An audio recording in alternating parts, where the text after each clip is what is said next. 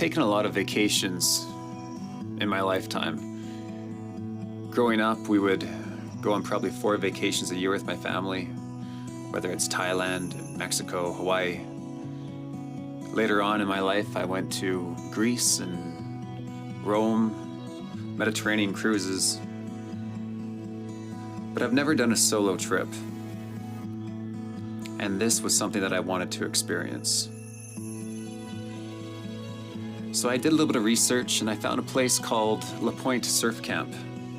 And surfing is something that I've always wanted to learn how to do much better.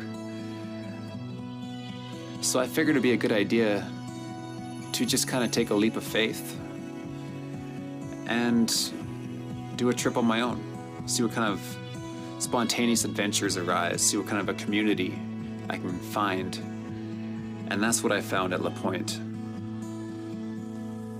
The very first day that I got there, I instantly felt like I was part of a surf family. Everybody there was traveling on their own, looking for some kind of a connection, and just looking to have a pleasant experience, something new, something diverse. I met all kinds of people from Denmark, Norway, Sweden,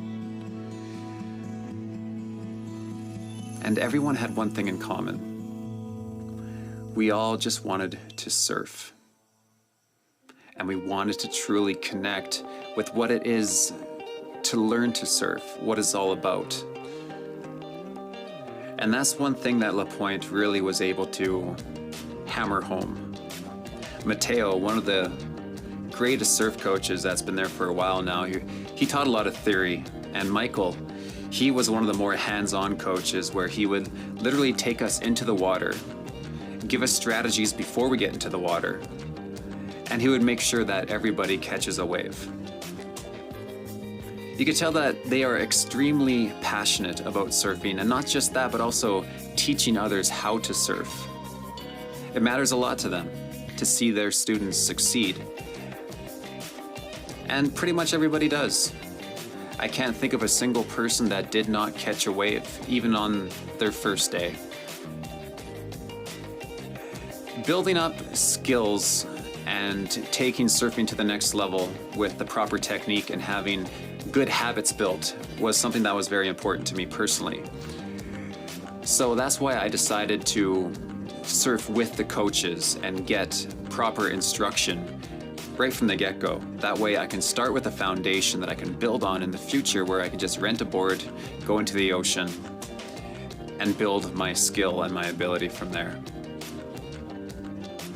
We loved it. The thrill that you get when you catch your first wave, and when you do something that you weren't able to do before, it's very rewarding. I was able to cut sideways, laterally, both to the left and to the right, within my second day. And the nice thing about the knowledge base of these coaches too is they are local. So they know the greatest spots and they have a good reputation.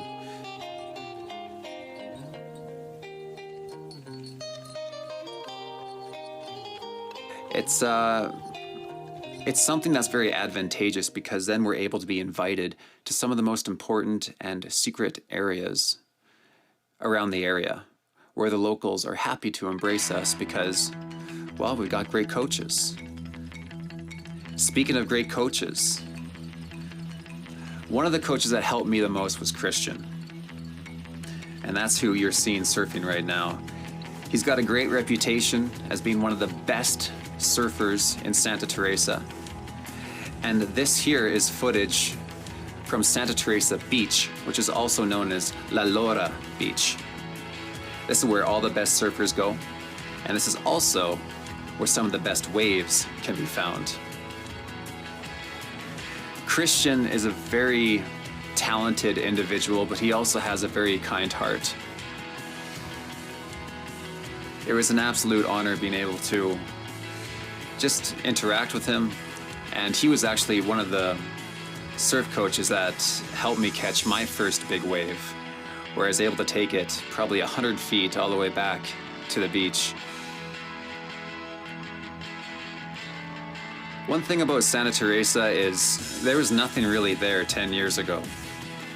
There's simply some people that knew of some really good surf locations, but there wasn't much for any kind of a town or anything to that avail. But the development that has taken place there in the last 10 years is incredible. There's now multiple surf camps along with many different activities that can be done around the area, like tours and ATVs.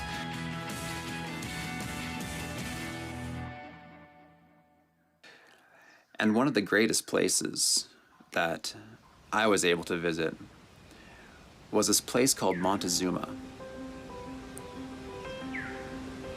It's got a very powerful waterfall that people jump 70 feet from the cliff into the water. It's very relaxing there. The atmosphere is very charged at the same time. There's a lot of birds.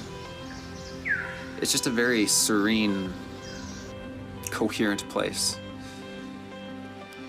And that's one of the things that I think I love the most about Costa Rica and Santa Teresa specifically, is the diversity of life and foliage and the different types of environments that you have there, everything from the beach to rainforest to all the different critters and happy people. We met a guy here who introduced himself as Crazy Carlos, and he basically appointed himself as one of our guides, and I'm glad he did because the guy was hilarious. He talked about stories of how he put on a tour for Johnny Depp and for Tom Brady, and then he got part of a video that hit 37 million views from Tom Brady's channel. But he was just very friendly, exciting person. And back at the camp, you know, we do everything together. We would have ping pong tournaments, we'd have volleyball sessions, we would have party nights, and everyone was just happy to get involved. And so that really helped create a strong dynamic between everybody. And the sunsets every single night pretty much were fantastic. They were always a little bit different. Twice a week we would go out to different locations, different restaurants around Santa Teresa. We would have beer pong tournaments. Every Thursday night there's a different themed party.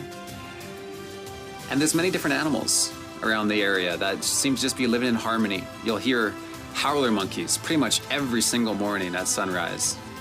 There's massive squirrels that are jumping from tree limb to tree limb. All kinds of iguanas running about.